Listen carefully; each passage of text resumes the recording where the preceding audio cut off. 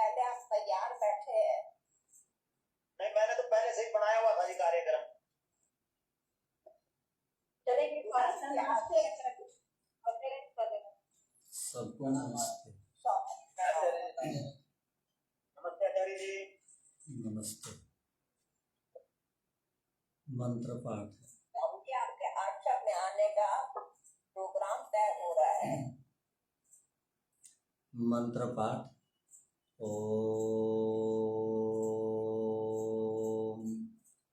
सहनाववतु सहनौ भुनक्तु सह वीर्यं करवावहै तेजस्विनावधीतमस्तु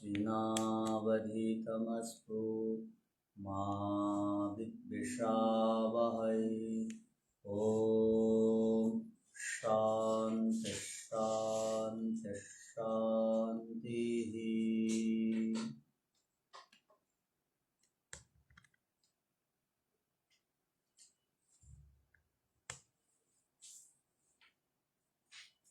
सांख्य दर्शन में पंचम अध्याय के 37वें सूत्र से पढ़ेंगे।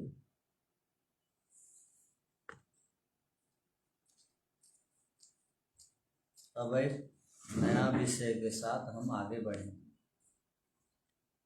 आप लोग सभी व्याप्ति के विषय में सुन करके व्याप्ति को समझ लिए होंगे और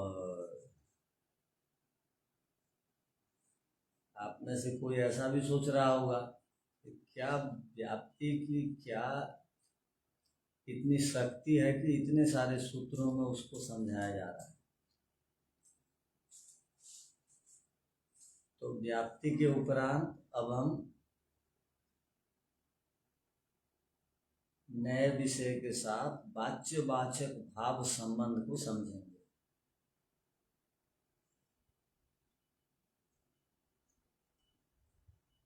तो पीछे जो हमारा प्रसंग चल रहा था,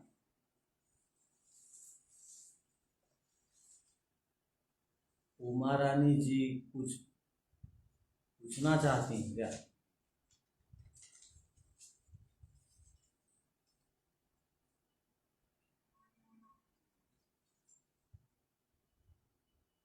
चलिए,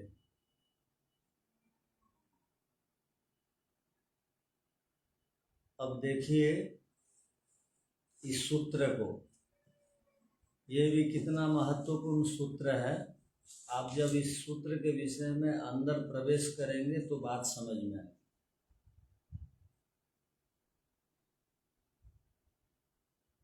तो हमारा मूल विषय क्या था कि अनुमान प्रमाण को सिद्ध करना था। क्यों? क्योंकि अनुमान प्रमाण एक बड़ा आवश्यक साधन है ज्ञान की प्राप्ति में। अर्थात सत्यासत्य को निर्णय करने के लिए अनुमान प्रमाण की आवश्यकता होती है। इसी प्रकार अनुमान प्रमाण का जो मुख्य आधार है वो व्याप्ति है। जब हम पंच अवयव में प्रतिज्ञा वाक्य को कहते हैं तो प्रतिज्ञा वाक्य की सिद्धि में एक हेतु देते हैं और उस हेतु में व्याप्ति की आवश्यकता होती है। इसका अर्थ हो गया उस व्याप्ति से अनुमान प्रमाण सिद्ध होता है। अर्थात अनुमान प्रमाण का यदि कोई मूल आधार है तो व्याप्ति है। इसीलिए व्याप्ति के विषय में पीछे परिभाषाएं दी गईं और भिन्न भिन्न आचार्यों का मत को वहां पर दिया गया। तो अनुमान प्रमाण की प्रक्रिया की सिद्धि के लिए व्याप्ति को यदि हम प्रयोग करने में असमर्थ होंगे तो अनुमान प्रमाण से हम ज्ञान को प्राप्त नहीं कर पाएंगे। इसलिए व्याप्ति के साथ अनुमान को जोड़ करके, व्याप्ति अनुमान का मूलाधार है, इसलिए व्याप्ति को इतना जोर दिया गया। अब आइए, अब एक नए प्रश्न के साथ आगे बढ़ते हैं। हमने पीछे सुना है, क्या सुना है कि धर्म का फल सुख होता है, और क्या सुना है आप लोगों ने कि अधर्म का फल दुख होता है। और ये जो धर्म अधर्म हैं, ये आंख से नहीं दिखाई देते। धर्म अधर्म एक ऐसा विषय है जो जीवन के लिए आवश्यक है,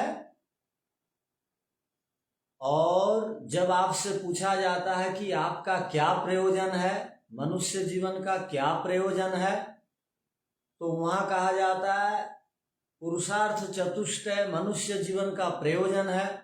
और पुरुषार्थ चतुष्टय में प्रथम प्रयोजन धर्म है। और धर्म का अर्थ क्या है? शास्त्रों में भिन्न भिन्न सूत्रों के माध्यम से हमारे शास्त्रकारों ने भिन्न भिन्न परिभाषाएं दी हैं, और सबसे सरल परिभाषा महर्षि दयानंद जी की है कि जो पक्षपात शून्य व्यवहार है उसको धर्म कहते हैं, जो न्याय युक्त आचरण है उसको धर्म कहते हैं, और जो सत्य भाषण आदि धर्म है उसको धर्म कहते हैं। तो धर्म के लिए सत्य भाषण, इसका अर्थ हो गया मिथ्या भाषण अधर्म है। पक्षपात शून्य व्यवहार अर्थात पक्षपात करना अधर्म है, अन्याय करना अधर्म है। तो हम लोगों ने पीछे पढ़ा है, ये हमारा प्रसंग है, ध्यान रखिए कि आप यदि धर्म का फल को प्राप्त करना चाहते हैं, सुख को, तो आपको धर्म करना पड़ेगा। और धर्म जो है आंखों से नहीं दिखाई देता, प्रत्यक्ष प्रमाण से धर्म तो दिखेगा नहीं। तो धर्म के लिए और धर्म की अनुभूति के लिए, धर्म से मिलने वाला परिणाम सुख के लिए आपको किसी प्रमाण की आवश्यकता है, तो वो प्रमाण है अनुमान प्रमाण। क्योंकि किसी ने धर्म किया और उसको धर्म का फल तत्काल नहीं मिला, अर्थात सुख मिलता है धर्म करने से, किंतु सुख की अनुभूति होती है अंतःकरण में, किंतु आंखों से सुख नहीं दिखाई देता। तो जो अनुभूति होती है सुख की, उसका ज्ञान कैसा करेंगे हम, किस प्रकार करेंगे? तो अनुमान प्रमाण से करेंगे। और अनुमान प्रमाण के लिए व्याप्ति को बताया, ध्यान रखिए, अनुमान प्रमाण के लिए व्याप्ति को बताया गया, क्योंकि धर्म का फल जो सुख है उसकी अनुभूति आप अनुमान से करते हैं, और अनुमान से आप जो सुख की अनुभूति करते हैं बिना व्याप्ति के आप ठीक ठीक अनुमान भी नहीं करते, न तो आपके अनुमान में भी दोष आ जाएगा, कल हम लोगों ने पढ़ा था। और अनुमान की पहचान किस प्रकार होगी, इसकी भूमिका में हम पढ़ रहे हैं।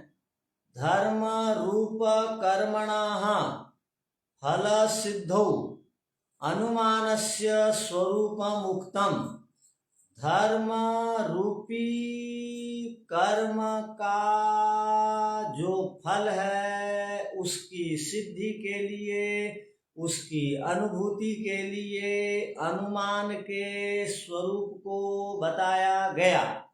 अर्थात अनुमान प्रत्यक्ष प्रमाण से, धर्म का फल प्रत्यक्ष प्रमाण से नहीं पाया जा सकता, अर्थात धर्म प्रत्यक्ष से नहीं दिखता है, धर्म का हम अनुमान से ज्ञान करते हैं।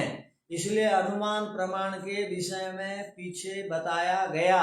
अनुमान प्रमाण के लिए व्याप्ति की आवश्यकता होती है, उसके विषय में भी बताया गया। अब यद अनुमानम लिंग लिंगी नौ अभिलक्ष्य प्रवर्तते, और जो अनुमान होता है वो लिंग और लिंगी के द्वारा जाना जाता है। ध्यान रखिए, एक नया विषय आ रहा है और नए नए शब्द आ गए। लिंग कहते हैं पहचान को, लिंग कहते हैं चिन्ह को, और लिंगी कहते हैं उस चिन्ह के द्वारा जिसको जाना जाता है। लिंग के द्वारा जिसको जाना जाता है उसको लिंगी कहते हैं। तो लिंग हो गया चिन्ह, लिंग हो गया क्या? लिंग हो गया धुआं, और लिंगी हुई आग। अर्थात धुआं के द्वारा हम अनुमान से जानते हैं कि यहाँ आग है।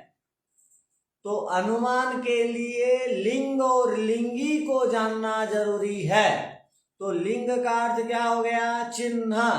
लिंग का अर्थ क्या हो गया? पहचान। लिंगी का अर्थ क्या हो गया? उस पहचान से जिसको जानते हैं, अनुमान से जिसका ज्ञान प्राप्त करते हैं। तो लिंग रूपी धुआं से अग्नि रूपी लिंगी का ज्ञान होता है। तो अनुमान प्रमाण में लिंग और लिंगी को जानना आवश्यक है। इतनी बात किसके समझ में आई? जी आचार्य जी। लिंग लिंगी के विषय में ज्ञान हुआ? जी आचार्य जी। अच्छा, तो चलिए अब आगे। वैसे ही हाँ, क्या हुआ? ऐसे हुआ ना सर, जैसे आचार्य जैसे धर्म जो है धर्मी में रहता है, इसी प्रकार से जो लिंग और लिंगी है, जो लिंगी लिंग है उसके अंदर जो लिंगी धर्म रूप उसका जो पहचान है वो उसके अंदर स्थित रहेगा। माने लिंग को अनुमान प्रमाण की क्या विशेषता है? वो प्रत्यक्ष तो नहीं है। प्रत्यक्ष नहीं है, लेकिन उसके द्वारा ही हम उसको जान सकते हैं। हाँ, अनुमान में एक को देख करके नहीं दिखाई देने वालों को जानते हैं। धुआं को देख करके उसका मूल जो आग है उसको देखते हैं, और बिना अनुमान के ज्ञान से कोई नहीं देख सकता, और बिना व्याप्ति के कोई नहीं देख सकता। जहां जहां धुआं है वहां वहां अग्नि है, ये व्याप्ति है। अब व्याप्ति कब बनेगी? व्याप्ति के बिना अनुमान ठहर रहा है क्या? नहीं ठहर। प्रत्यक्ष जब पहले उसको प्रत्यक्ष किया होगा बहुत बार, तभी वो अनुमान हम उसको लगा सकते हैं। जब उस देश काल की परिस्थिति में उस चीज को पहले प्रत्यक्ष किया होगा। जी ठीक है। तो लिंग लिंगी के द्वारा अनुमान प्रमाण सिद्ध होता है। वैसे ही न्याय दर्शन, वैसे ही हाँ है, कार्य कारण जैसा है, किंतु व्याप्ति में कार्य भी आधार है, कारण भी आधार है, ध्यान रखिए। तो और एक उदाहरण दिया जाता है अनुमान प्रमाण में, क्या उसको बता रहे हैं लिंग लिंगी को पहचानने के लिए।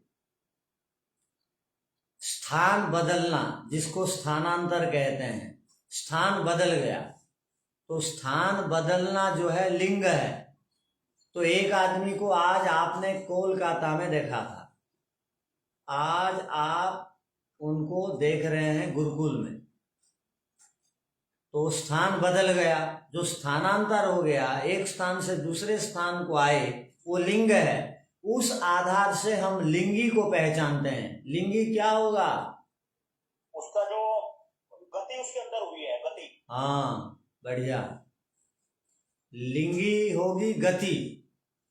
अर्थात हम अनुमान कर लिए कि कल या कुछ दिन पहले मैं आपको कोलकाता में देखा और आज मैं आपको गुरुकुल में देख रहा हूँ, तो आप बिना उनको पूछे भी एक अनुमान प्रमाण आपको ऐसा एक विशेष ज्ञान दे देता है कि आप अनिवार्य हो जाते हैं, निश्चित हो जाते हैं कि ये गति पूर्वक आया होगा। वो गति विमान से हो, अपनी गाड़ी से हो, या ट्रेन से हो, या बस से हो, या पैदल हो, बिना गति लिंगी का अनुमान हो जाता है।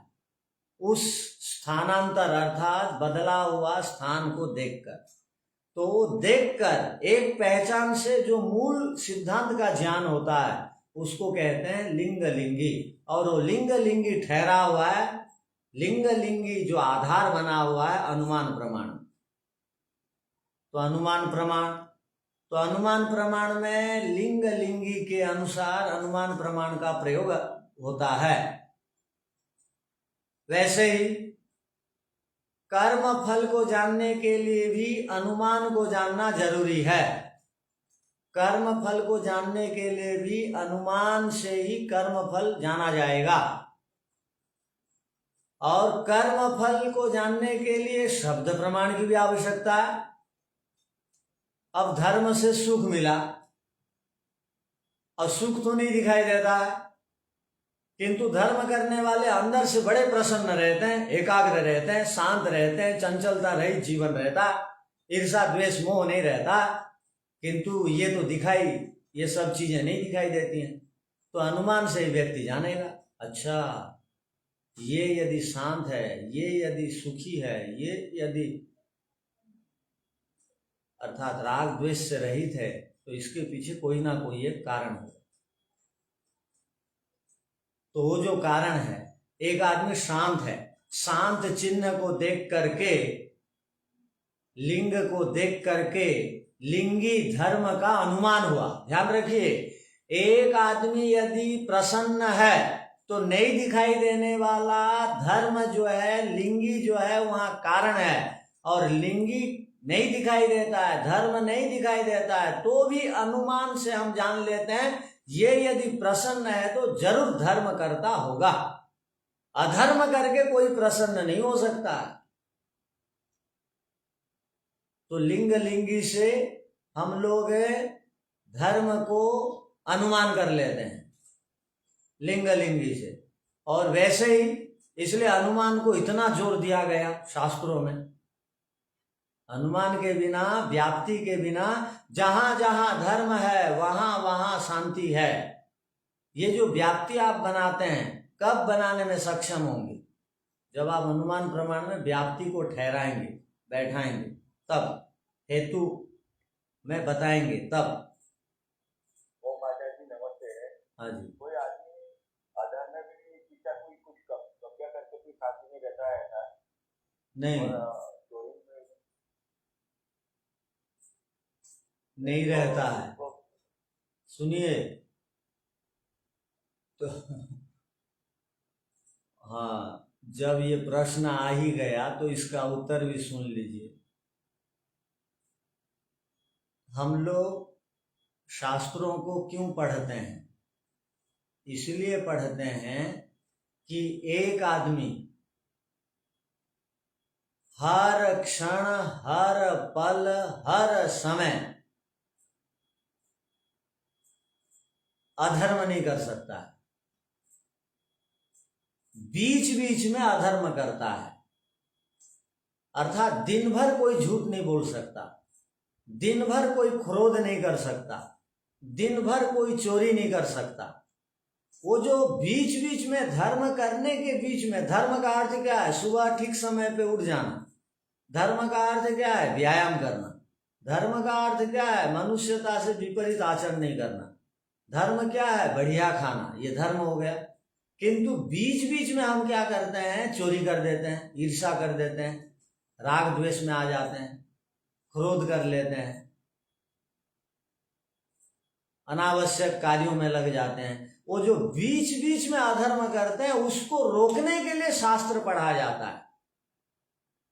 दिन भर कोई अधर्म नहीं करता है। और आपका प्रश्न है कि चोरी करके भी एक आदमी बड़ा शांत रहता है। ध्यान रखिए, वो यदि अभी शांत है तो उसके पीछे उसका धर्म कारण है, चोरी कारण नहीं है। एक आदमी जीवन भर अधर्म नहीं कर सकता है। ध्यान रखिए, वो बीच बीच में अधर्म करता है, और जो बीच बीच में जो अधर्म करता है उसको रोकने के लिए ही शास्त्र पढ़ते हैं, ध्यान लगाते हैं। और आज यदि हम प्रसन्न हैं तो इसके पीछे हम धर्म भी किए हैं। किंतु चोरी करने वाला निरंतर प्रसन्न होगा ये जरूरी नहीं, हो ही नहीं सकता। झूठ बोलने वाला दिन भर प्रसन्न रहेगा ऐसा हो ही नहीं सकता। वो केवल उपदेश सुनते समय प्रसन्न रहेगा, उस समय सतोगुण प्रधान हो जाता स्मशान वैराग्य आदि के कारण। उसके बाद उसकी चिंता बढ़ जाती। अब जिसकी उसने चोरी की उस आदमी को देखते ही और चिंता बढ़ जाती है। ये जो आ गया मेरे सामने, जान तो नहीं लिया इसकी मैंने चोरी की है, वो अशांत हो जाएगा। यदि हम दैनिक जीवन में कभी कभी शांत रहते हैं, इसका अर्थ है हमने कभी कभी धर्म भी किया है। और अशांत रहते हैं तो सीधा कारण अधर्म है। तो जो बीच बीच में अधर्म करते हैं उसी को रोकना है। निरंतर कोई अधर्म नहीं कर सकता। आतंकवादी भी नहीं चाहता है कि मेरे प्रति अन्याय हो, मुझे कोई झूठ बोले, मुझे कोई मार दे। उसके मन में ये भी भाव जागते रहते हैं और वो अपने परिवार के लिए धर्म करते रहता है, दूसरों को मारता है, उसका धन छीनता है और परिवार का पालन पोषण करता है। या उसको यदि बता दिया जाता है कि उसके धर्म की वृद्धि करना है तो वो अपने धर्म की वृद्धि में भी वो लूट मार करके वो धन को लेता है, देता है। आपको पता है, बिल्कुल वो प्रसंग मत जोड़ दीजिए जब हमारे देश की आजादी के लिए हमारे वीर सैनिकों ने या वीर वीरांगनाओं ने बहुत तप किया, तो कई बार अंग्रेजों की गाड़ियों को भी लूटे, वो उनके धन संपत्ति को लूट करके उससे उनके विरुद्ध में काम किए। तो वो तो चोरी मानी जाएगी, किंतु उससे वो अच्छा काम किए, अच्छा काम का भी फल मिलेगा। तो कहने का अभिप्राय, अच्छा काम किए तो वो देश के लोग उनका वो कर रहे हैं, सम्मान कर रहे हैं, सत्कार कर रहे हैं, पूजा कर रहे हैं, सम्मान देते हैं, तो उनको भी अच्छा लगता है। क्योंकि आत्मा का स्वभाव है सत्य को सुनना, वो पसंद करता है, असत्य को नहीं चाहता है। तो कहने का अभिप्राय, यदि जीवन में शांति है तो कुछ ना कुछ धर्म है, यदि अशांति है तो अधर्म भी है। और अधर्म हर पल नहीं किया जाता है। जो धर्म के बीच बीच में अधर्म करते रहते हैं उसको रोकने के लिए शास्त्र पढ़ते हैं, वो भी हमारे से ना हो जाए। तो अनुमान प्रमाण की आवश्यकता क्यों होती है? इसीलिए कि धर्म दिखाई नहीं देता है, सुख दिखाई नहीं देता है, उसकी अनुभूति होती है, वो अनुमान प्रमाण से हम करते हैं। इसलिए अनुमान प्रमाण की आवश्यकता है। जिस प्रकार अनुमान प्रमाण की आवश्यकता है उसी प्रकार शब्द प्रमाण की भी आवश्यकता है। शब्द प्रमाणों की भी आवश्यकता है। तो शब्द प्रमाण में शब्द और अर्थ को विषय बनाया जाता है। ध्यान रखिए, जिस प्रकार अनुमान प्रमाण में लिंग और लिंगी को आधार बनाया जाता है, उसी प्रकार शब्द प्रमाण में शब्द और अर्थ को संबंधित किया जाता है, जोड़ा जाता है। अर्थात शब्द प्रमाण में शब्द और अर्थ की आवश्यकता है और अनुमान प्रमाण में लिंग और लिंगी की आवश्यकता है। इसलिए यहाँ क्या कह रहे हैं, देखिए, अधुना तत्रैव शब्द प्रमाणम शब्द अर्थो अधिकृत्य प्रसिद्ध्यति। ये जो शब्द प्रमाण है ये शब्द और अर्थ को विषय बना करके प्रसिद्ध होता है। क्या कहा? ये जो शब्द प्रमाण है, जिस प्रमाण के विषय में अब हम पढ़ेंगे, शब्द प्रमाण की भी जीवन में अनिवार्य आवश्यकता है। और बच्चों को तो जो अनुमान नहीं जानते हैं और प्रत्यक्ष सबका होता ही नहीं है, तो उनको शब्द प्रमाण के द्वारा समझाया जाता है। हमको भी ईश्वर का प्रत्यक्ष नहीं है तो शब्द प्रमाण से हम जानते हैं। शब्द प्रमाण यदि आप नहीं जानेंगे, शब्द और अर्थ के संबंध को नहीं बनाएंगे, तो आप उपासना में कभी भी सफल नहीं हो सकते हैं। उपासना में, ध्यान में सफलता के लिए शब्द और अर्थ के संबंध को बनाना आना पड़ेगा, न तो उपासना में सफलता नहीं मिलेगी। और आजकल केवल शब्द शब्द मात्र से प्रार्थना या स्तुति या उपासना या यज्ञ या संध्या आदि करते हैं, इसलिए संध्या हवन के प्रति धीरे धीरे अश्रद्धा हो जाती है। क्यों? केवल शब्द मात्र का पाठ किया जाता है संध्या और हवन में, अर्थ का चिंतन नहीं किया जाता है। जब अर्थ का चिंतन नहीं किया जाता है तो कितने दिन उसमें रुचि रहेगी। अब हमको पता है कि पानी ये शब्द है, आपने पानी की याचना किससे की? क्यों? क्योंकि उससे आपको पता है प्यास मिटती है, और आपने किसी से कहा भाई पानी ले आओ, उसने कागज में पानी 2 अक्षर लिख करके ले आया, तो उससे आपकी प्यास मिटेगी क्या? नहीं मिटेगी। क्यों नहीं मिटेगी? क्योंकि वो केवल शब्द को लाया, वो शब्द है। या आपने कहा पानी पिलाओ भाई, और वो आपके मुंह के सामने कान के आगे मुंह लिया और बोला पानी, अब पानी उसने सुना दिया, तो उससे भी प्यास जाएगी? नहीं मिटेगी, नहीं मिटेगी। तो इसीलिए संध्या हवन में रुचि उड़ जाती है। अब आप बताइए मुझे कि नियमित हम पानी पानी बोलते रहेंगे और प्यास नहीं मिट रही है, तो उस शब्द से हमारी रुचि होगी? और नहीं, फिर उससे लाभ ही कुछ नहीं मिला, अर्थ ही, वस्तु ही, तत्वतः कुछ हमको मिला ही नहीं। तो वो पानी पानी बोलने से लाभ क्या? अब चुप रह गया आदमी। पानी बोलने से तो प्यास नहीं मिटती है। तो वैसे ईश्वर ईश्वर ईश्वर, ओम ओम ओम ओम ओम ओम बोले जा रहे हैं दिन में, और उसका अर्थ क्या है? अर्थ के साथ जोड़ नहीं रहे हैं संबंध को व्यवहार काल में। तो ईश्वर ईश्वर ईश्वर, ओम ओम बोलने का कुछ भी लाभ नहीं मिल रहा है। जैसे पानी पानी पानी पानी बोलते रहने से दिन भर वो प्यास मिटती नहीं है, ओम ओम ओम ओम बोलते रहने से कोई लाभ तो मिलता नहीं है। इसलिए यहाँ पर कहा गया कि शब्द प्रमाण में शब्द और अर्थ को जानना अनिवार्य है।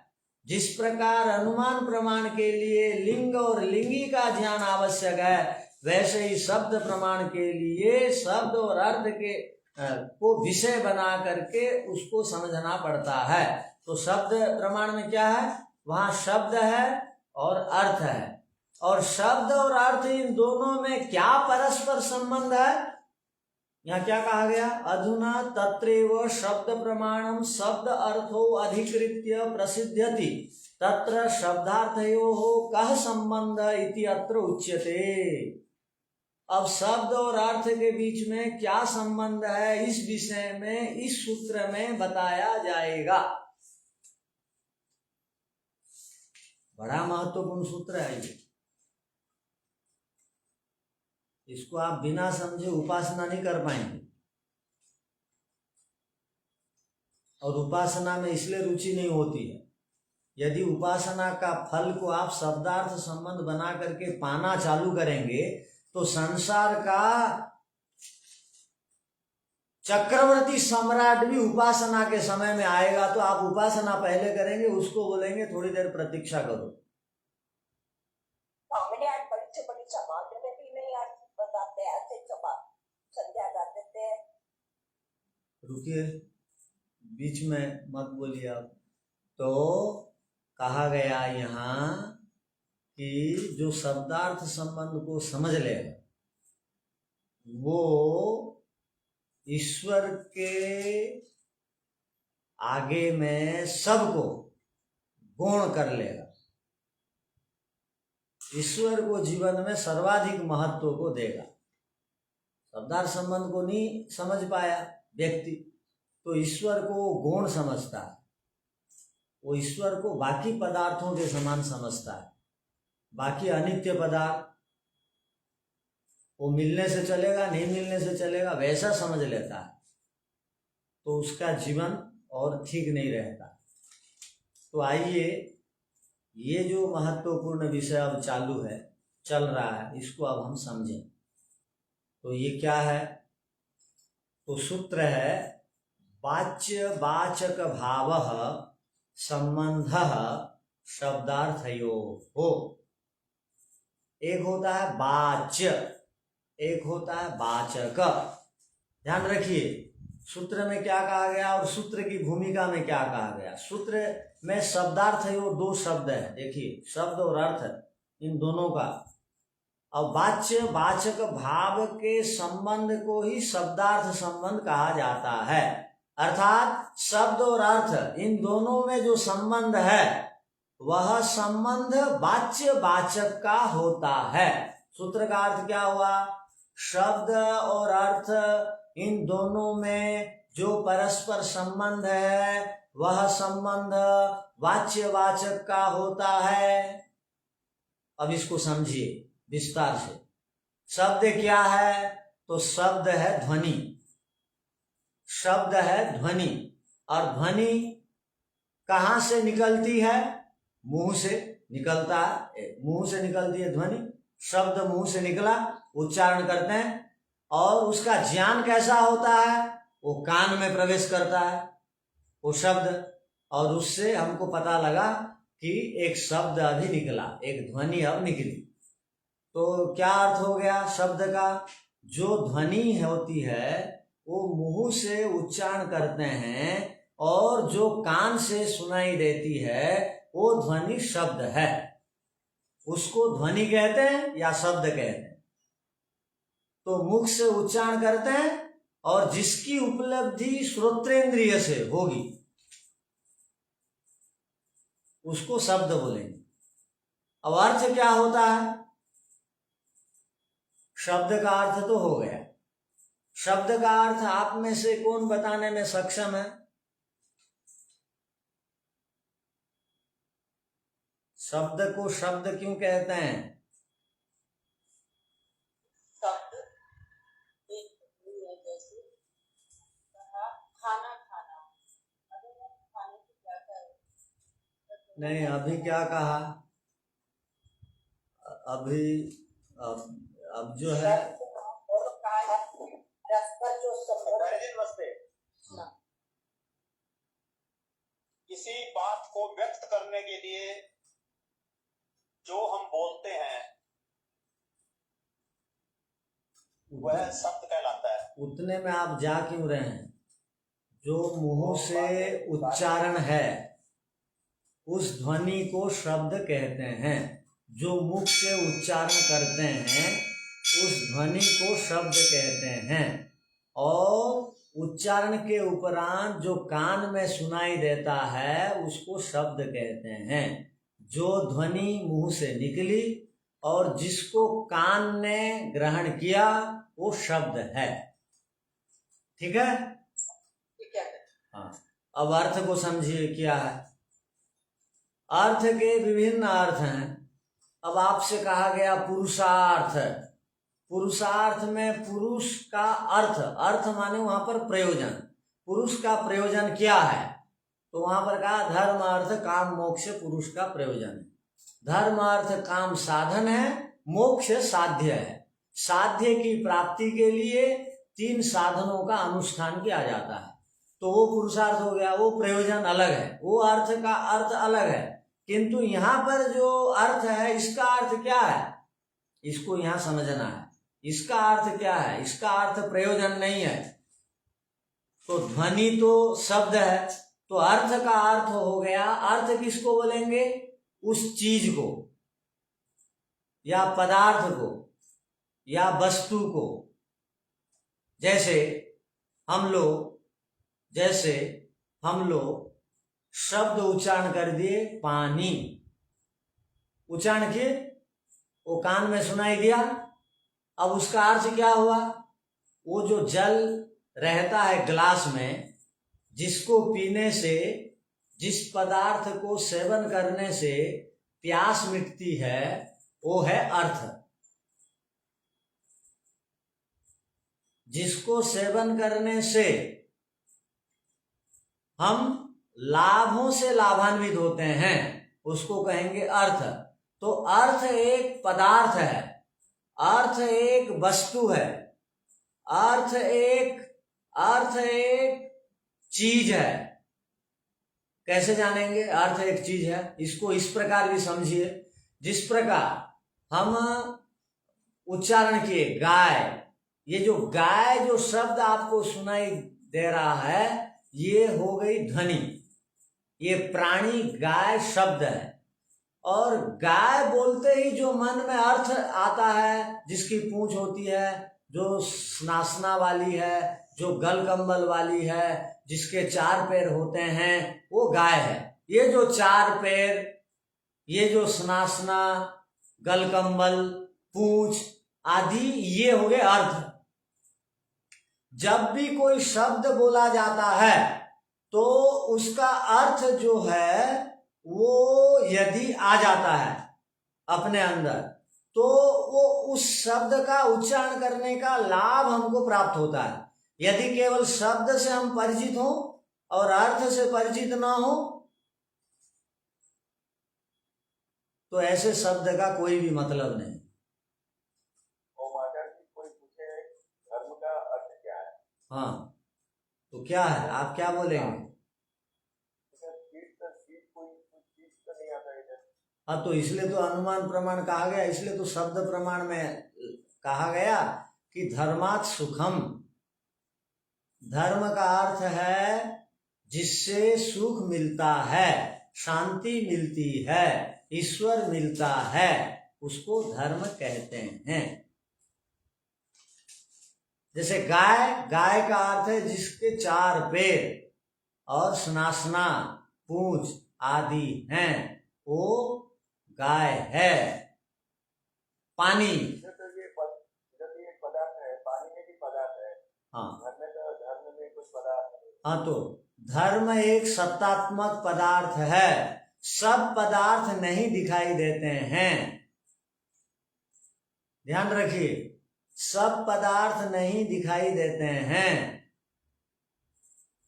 नहीं दिखाई देते हैं इसलिए पदार्थ नहीं है, ऐसे हम नहीं कह सकते। भूख प्यास नहीं दिखाई देती है तो उसकी सत्ता है या नहीं है। सुख दुख नहीं दिखाई देता, उसका भाव है या नहीं है, अस्तित्व है या नहीं है। जिस प्रकार उसका अस्तित्व है उसी प्रकार धर्म का सुख भी अस्तित्व है। वो नहीं दिखाई देता है बोल के लोग कहीं मानना बंद कर देंगे बोल के तो अनुमान प्रमाण को बनाया गया, शब्द प्रमाण को बनाया गया। जिसका प्रत्यक्ष नहीं होता है उसको सिद्ध करने के लिए शब्द प्रमाण और अनुमान प्रमाण को बनाया जाता है। जब जिस पदार्थ की सिद्धि हो जाएगी वहां पर अनुमान प्रमाण को मत लाइए जबरदस्ती, वहां शब्द प्रमाण को नहीं लाना चाहिए। प्रत्यक्ष के आगे सभी प्रमाण बौने हैं, सभी प्रमाण महत्व के नहीं है, किंतु जब तक प्रत्यक्ष नहीं होता बाकी प्रमाण महत्व रखते हैं। इसलिए तीनों प्रमाणों को जानना जरूरी है।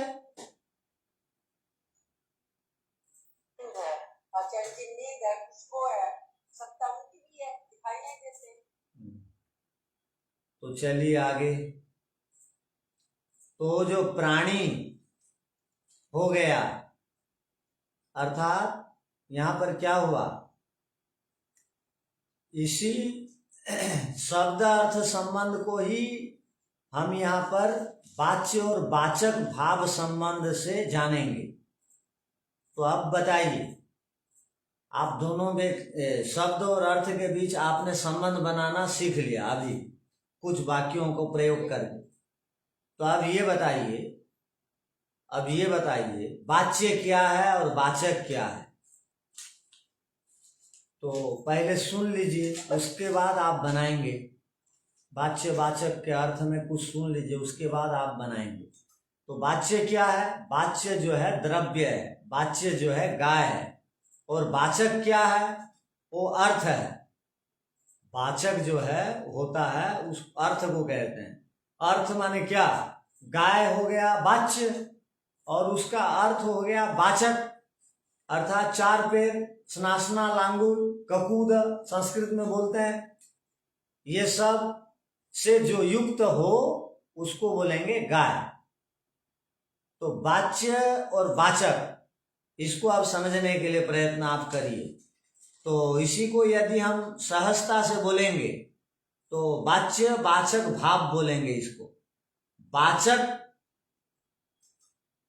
वाचक से नाम को लीजिए और वाच्य से नामी को लीजिए। प्रत्येक नाम को वाचक बोलेंगे और उस नाम से जिसको जाना जाता है उसको वाच्य बोलेंगे।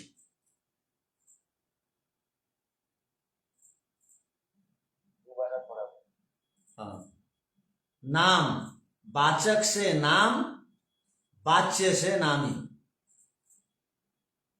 अर्थात शब्द और अर्थ के बीच में जो संबंध है वह क्या है? वाच्य वाचक का संबंध है। वाचक से वो वस्तु को लेंगे। जैसे हम लोग एक प्रसिद्ध सूत्र पढ़े हैं, क्या? तस्य वाचकः प्रणवः। उस ईश्वर का वाचक माने नाम ओम है। और ओम से क्या अर्थ लेंगे? वो होगा वाच्य। ओम तो नाम हो गया, ओम नाम हो गया, वो वाचक को, नाम को बोलेंगे वाचक। उससे जो अर्थ लेते हैं, अर्थात जो सर्वव्यापक है, जो सर्वरक्षक है, जो सर्वज्ञ है, जो सृष्टि को बनाता है, जो पालन करता है, ये सब शब्द प्रमाण को पढ़ेंगे तब जानेंगे। इसलिए शब्द प्रमाण अनिवार्य है वाच्य और वाचक का संबंध को बनाने के लिए। अब केवल आप नाम तो ले लिए ईश्वर का, ओम नाम वाचक नाम है, और वाच्य के विषय में शब्द प्रमाण से कुछ नहीं जाने। ओम नाम किसका है? वाच्य का है, ईश्वर का है, और ईश्वर के विषय में कुछ हमको पता ही नहीं है, तो उससे हमको कोई विशेष लाभ नहीं मिलेगा। तो नाम और नामी को क्या कहा जाता है? वाचक वाच्य। शब्द और अर्थ को क्या कहा जाता है? वाच्य और वाचक। नाम नामी, शब्द अर्थ। अब रही बात, ये जो शब्द और अर्थ हैं, आपको ये शब्द और अर्थ नित्य लग रहे हैं कि अनित्य लग रहे हैं?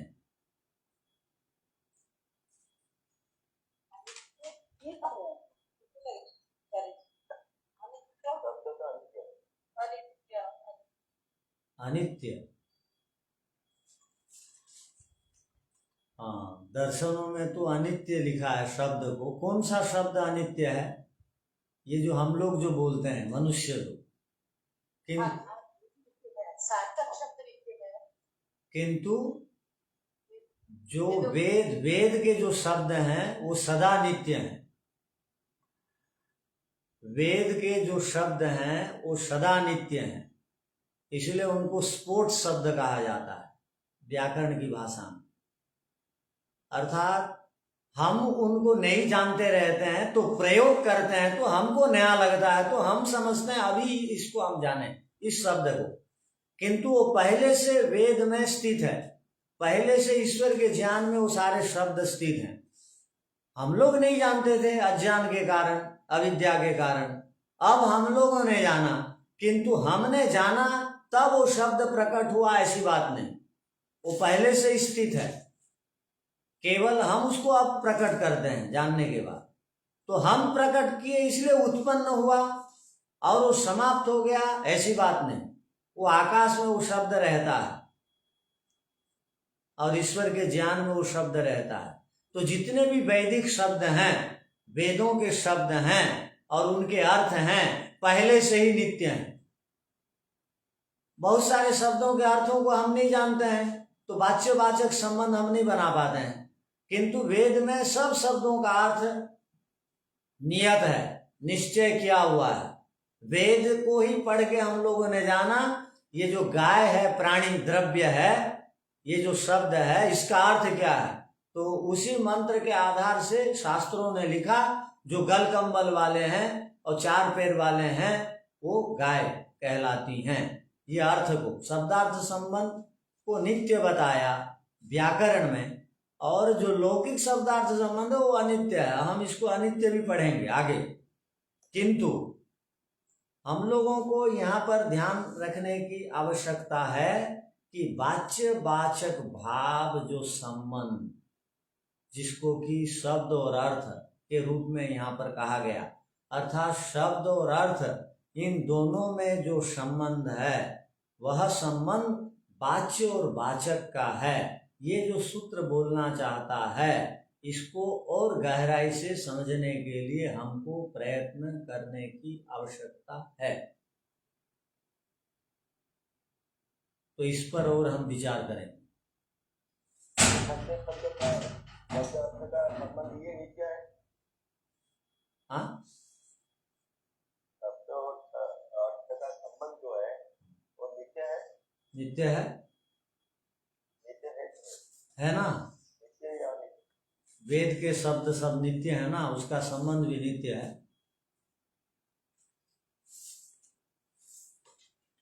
तो अब हम उपासना के काल में वाच्य वाचक भाव को किस प्रकार बैठाएंगे, उसको ये सूत्र पढ़ करके समझना है साधकों को, योगाभ्यासियों को। जैसे शब्द और अक्षर तो एक ही है। एक होता तो दो शब्दों से क्यों बताया?